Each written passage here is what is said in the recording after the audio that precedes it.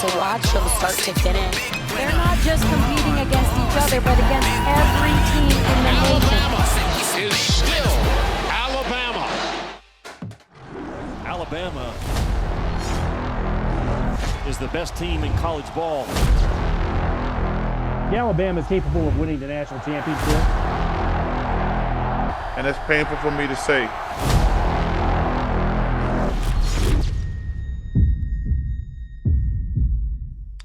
Alabama's the best team in the country. Roll, Tide, roll, good grief. All these dudes are all about winning. He is flammable at this point.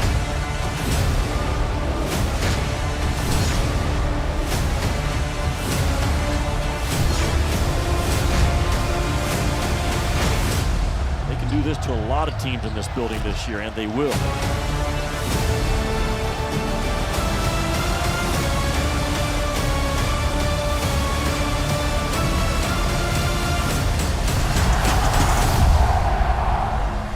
And the NCAA Tournament Committee agrees with you, Chuck. The Crimson Tide is the best team in the nation. We're used to saying that for football, and now we can say it, Kinsey, about men's basketball. Roll Tide. Roll Tide to that, and welcome to the Crimson Tide production studio right here inside of Bryant-Denny Stadium for another episode of Tide TV this week. I am Kinsey Hughes, joined by my co-host Roger Hoover. And Roger, on Sunday, Alabama was named the #1 overall seed. It is the first time in program history the Tide has been named a #1 seed, let alone the #1 overall seed. It's also the third consecutive year that Alabama's made the NCAA tournament, the first time that that's happened for the Crimson Tide since 1992. We're excited to be the #1 overall seed. Our players have worked hard, accomplished a lot this year. You know, I couldn't be more proud of them for what they've been able to do. And we got rewarded with it. It's going to be great to play in Birmingham. We need to put it out there that we need that place packed full of Alabama fans.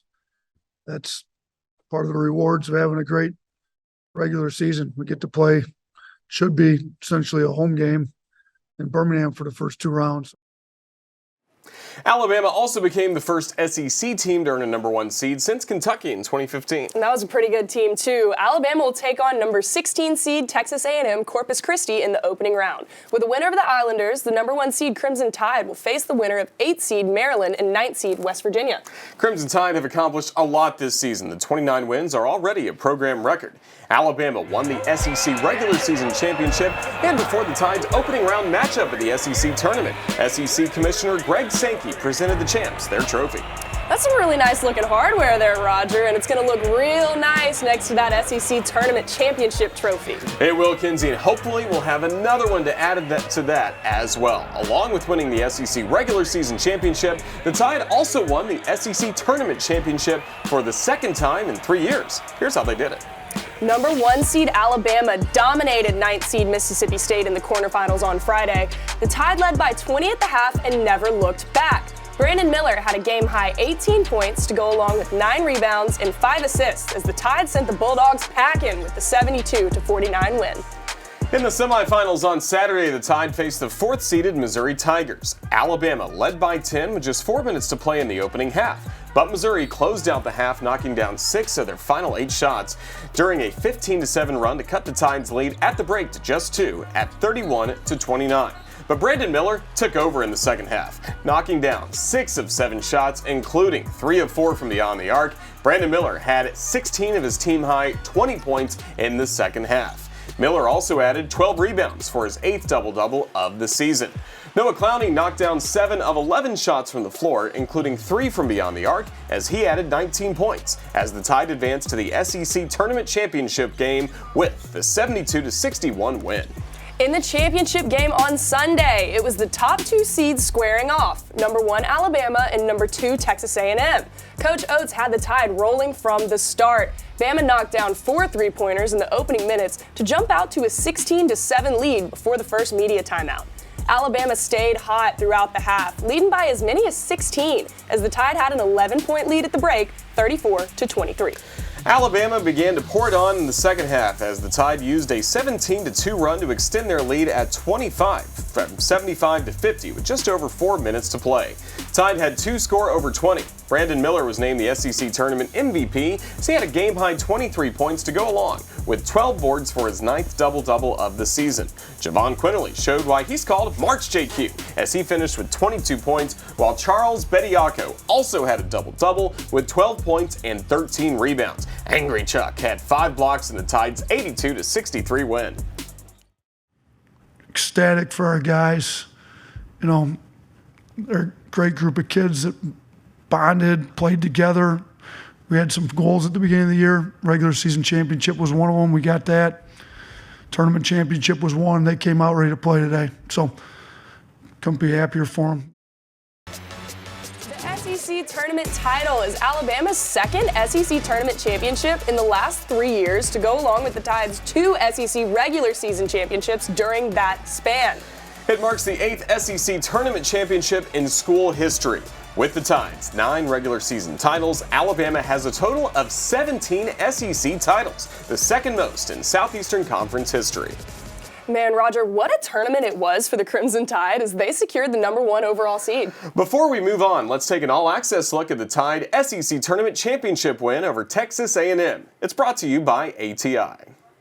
We're going to do this the way we've always done it, which is blue collar. Has everybody got me? That's who we've been all year. That's what's going to win it today. And remember why we do what we do. Coach pushes you so hard, so we get here. Max energy, max effort for from tip to finish. You got me? They don't love each other like you guys love each other. We deserve this. Go take it. We all we got, but we all we need. We all we got. We all we need. We all we got. We all we need. Let's go, man. Last thing, we put this up numerous times, but today's the day. Players play, tough players win championships. It's a battle of wills. Who's going to drag the opponent into the style of play so far? Alabama's winning that. Understands the big lights and the big stage. This kid is a difference maker. Steps into a 3, and it's a little different story. And they have their largest lead at 11. The crowd deafening for Alabama. Change the game as a 7-footer. Quinterly all the way to the rack with that left hand. He's got 18 now. What a game for Javon Quinterly. Right off the bench. Back-to-back 3 buckets. Giving Bama its biggest lead. Timeout A&M. Front court Miller to the rack. Oh! There's an exclamation point from Miller. Wow, this place is on its feet. They will be a real threat to cut down the nets in Houston. They're going to come down here. They are cutting them down here. The SEC championship is Alabama's. Enjoy it, folks. Bama champions again. Together you got, we win. Together we win. Dude, what are you doing? Whoa! Together you got, we win. Together we win. Tide TV This Week is presented by the University of Alabama, where legends are made. Ford, for great offers on F-150, see your local Ford dealer. Proud sponsor of the Crimson Tide.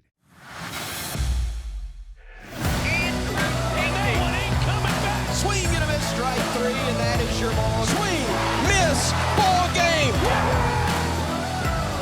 Hammer puts it into play. Are you kidding me? Struck him out looking with a fastball. Spectacular. In the dirt. Here comes Jim Jarvis. Alabama wins. Next, the 7-seeded Baylor Bears will take on the 10-seeded Alabama Crimson Tide. There you see it, and the excitement was absolutely electric as women's basketball goes dancing again for the second time in 3 years as the 10th seed Crimson Tide will take on the 7th seed Baylor Bears. 2 teams will square off on Saturday in Storrs, Connecticut. The winner gets either 2nd seed UConn or number 15 seed Vermont. And it's been one of the best seasons in recent history for the Alabama women's basketball team. This past season, Christy Curry's squad finished with 20 wins in the regular season for the first time since 1998. And the women also finished with 9 SEC wins, the most they've had in a single season since that same year, back in 1998. Both the men and women are going dancing, and so are we in the NCAA tournament this year. It's March Madness, and it's great, baby. It really is great. We'll both be there for the Tide's NCAA tournament games this weekend in Connecticut. Let's go all access with Coach Curry and the Tide for their NCAA selection show party.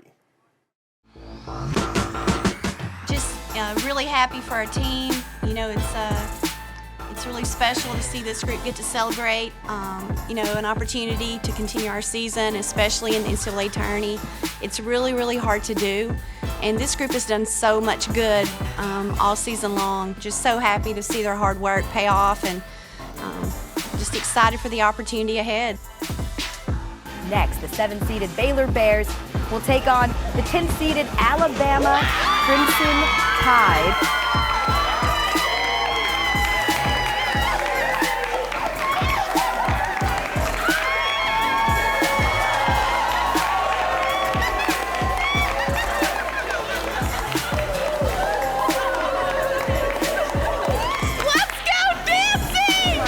Going to the tournament. We're dancing.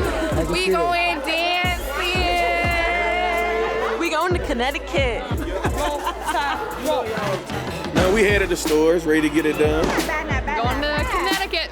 We're going dancing, baby. Not new to this. We true to this. Second time in 3 years. Bama Nation, let's go. Bama on the way, baby. Let's go, and that's a wrap.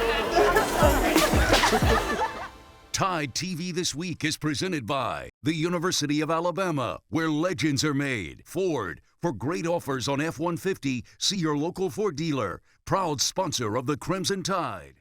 How about some noise at the Rhodes House? Sliding in around the tag is Dowling. Ashley Prangy. And Alabama takes the lead. That's well hit to center. Montana Fouts got her. Jenna Johnson.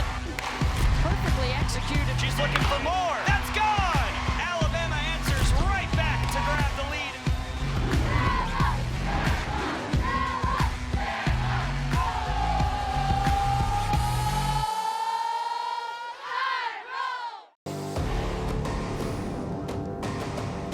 Welcome back to Tide TV This Week. I'm Kinsey Hughes along with Roger Hoover, and it's March Madness time for the Alabama men's and women's basketball team. But Roger, you could say the same for the Gym Tide. Absolutely. This weekend, the gymnastics team will begin postseason play as the Tide will be competing in the SEC Championships in Duluth, Georgia. But this past weekend, Ashley Johnston's team wrapped up the regular season at home at Coleman Coliseum against Boise State. It was also senior night for the Tide as they honored 6 seniors before the meet. Hey, and also, it was Big Al's birthday, so that's a pretty important thing and a fun night in Coleman. Alabama opened the meet with a 49-4, posting its second highest vault rotation score of the season. Lily Hudson won the event title on vault with a 9.95. Kari Doggett led the Crimson Tide on the uneven bars with a 9.9 as Bama widened their lead over the Broncos with a team score of 49-375. Gabby Gladio earned the first individual title of her career on the balance beam with a 9.9 as the Crimson Tide totaled a 49-125. Then the Tide closed out the night on floor. Shania Adams took home the floor title with a 9.925 to lead Bama to a 4.9225 total and the win. Lily Hudson won the all-around with a 3.9475 as number 8 Alabama closed out the regular season with a 197.125 to 194.775 win over 31st-ranked Boise State. You know, one of my main goals for the team tonight was to start strong, and we definitely did that. We accomplished our goal of starting strong with one of our best vault scores so far this season, continued to carry pretty high energy over to bars and had a good performance there, and then just gave away a few too many tenths on both beam and floor, and those are all things that we can correct moving forward into SECs next week. So we're excited for regular season to be over and moving into the most exciting time of the year. The 8th-ranked Crimson Tide will take part in the second session of the SEC Championships in Duluth on Saturday night. That will begin at 7 o'clock Central Time. The 18th-ranked Alabama baseball team was at home this past weekend as well as the Tide wrapped up their final non-conference weekend series of the year before SEC play starts next week. Alabama hosted Columbia for a 3-game series and suffered their first loss of the season in Game 1, 10-7. The Tide bounced back in Game 2, though. Alabama scored all of their runs in the 5th. Down 1-0, Colby Shelton absolutely crushed his 10th home run of the season over the wall in right field to make it 2-1 Crimson Tide. Then, a few batters later, Ed Johnson sent this pitch over the wall in left, and what do they call it, a granny? Break out the disco helmet as they put the Crimson Tide up 6-1 with the grand slam. Columbia would add one more, but that was it. Ben Hess picked up the win as Alabama improved to 15-1 with the 6-2 win. Great celebration for the Crimson Tide. On Tuesday night, the Tide traveled to Mobile to take on South Alabama. Will Hodo got the scoring started for the Tide with a 2-run homer over the wall and right. Luke Holman then on the mound was brilliant. He only allowed 3 hits in 7 shutout innings as he improved to 4-0 on the season with the 4-0 shutout win over the Jaguars. With that win over South Alabama, Alabama sits at 16-2, ranked 24th in the nation as they begin SEC play this week. The Tide will open conference play with a 3-game series against the 5th-ranked Florida Gators beginning on Thursday. Let's go out to the Joe with Coach Bohannon and a couple of the Crimson Tide for a preview of this week's SEC opener. Deep right, Hinkle at the track, at the wall, and they made him pay. He got another swing, and Pinckney punished him. Having spring breaks and kind of getting to the field things of SEC ball is really fun, and I don't really have to worry about school. I can just go out and play baseball, and SEC play is always super fun, and the crowds are always super electric, so it's super fun to have that competition and really go out there and have fun. Williamson destroys this deep to right field and gone. A 2-run blast for Drew Williamson. It is 5-2 Alabama. This is what you come here for. This is what you play for. Everything kind of leads up into this. You got 4 non-conference weekends out of the way. You kind of hit your stride a little bit, and now it's time to go and play your best baseball. That's one of the big reasons you come to Alabama is you want to be in this conference, and you look at the rankings. There's 7 or 8 of the top 10 or 12 teams in the country are in the SEC, and we're certainly not easing into it. You could argue that Florida's the best team in the country. 3 elite starting pitchers, one of the best offensive lineups, up and down in the country. Will be a tremendous challenge, and we can't wait to get down there and see how we stack up against them. It's definitely a challenge, going into hostile territory and going up against some really good players and some really good pitchers. But it's nothing that we're not prepared for, and this is what we work, all summer, all fall. We work all summer for this, so it should be just like playing ball. It's always tough going on the road.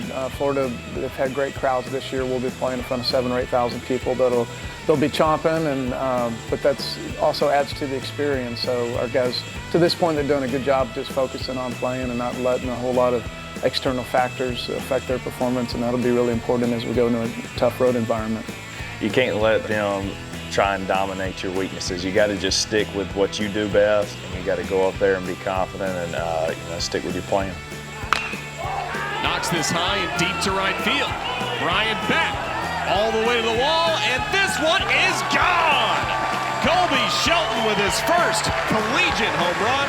We're going to have to match them and just be in the games late and try to win them late. So we got to slow them down. We got to execute pitches, and you can't give them a lot of free base runners. I just want to see some consistency and see us be aggressive and attack and take our best shot.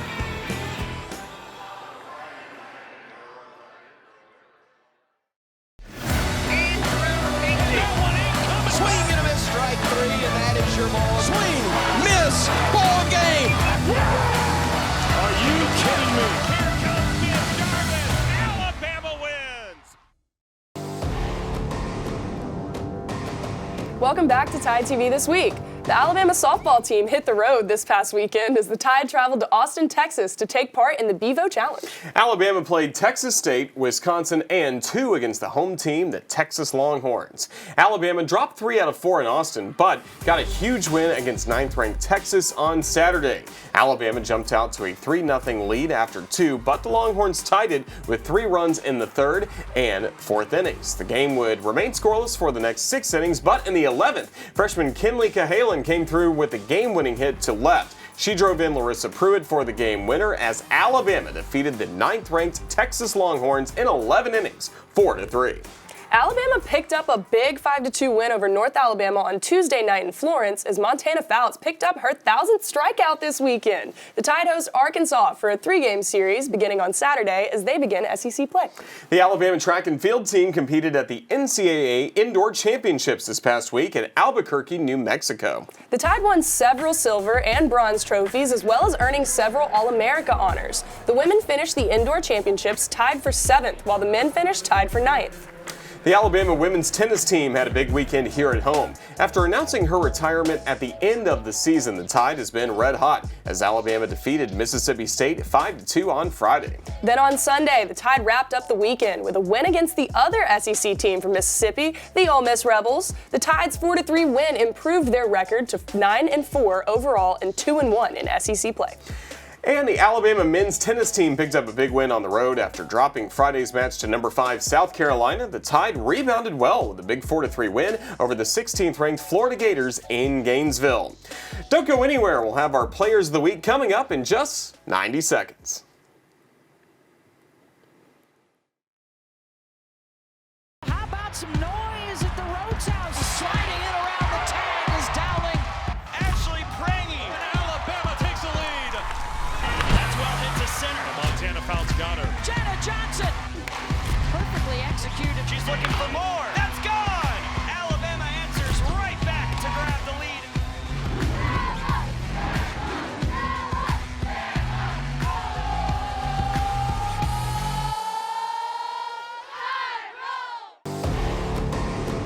Welcome back to Tide TV This Week. Now let's take a look at our Players of the Week, brought to you by Legacy of Hope. Let's do it. We're kicking it off with March JQ, and they call him that for a reason, as Javon Quinterly showed why in Nashville at the SEC tournament. The SEC's Sixth Man of the Year got the start against Mississippi State and finished with 10 points, 4 assists, and 2 steals in the win. And in the championship game against Texas A&M, JQ came up big, scoring 22 points. Over the 3 games in the SEC tournament, Brandon Miller averaged over 20 points per game, including 2 double-doubles, finishing just a rebound shy of a double-double in all 3 games. There's only been one player to ever win the SEC Player of the Year, Freshman of the Year, and SEC Tournament MVP all in the same season, and it's Brandon Miller. Safe to say those guys are pretty good at basketball, right? Congratulations to Brandon Miller also on being named the first-team All-American. Miller is the first player in Alabama basketball history to earn first-team All-America honors. And congratulations to the men's basketball team, the regular season SEC champs, and now SEC tournament champs. What an accomplishment for Coach Oates and the Tide. Roll Tide to that. We hope you enjoyed it and look forward to seeing you back here next week for another episode of Tide TV This Week. We're going dancing, but we'll see y'all next week. Roll Tide.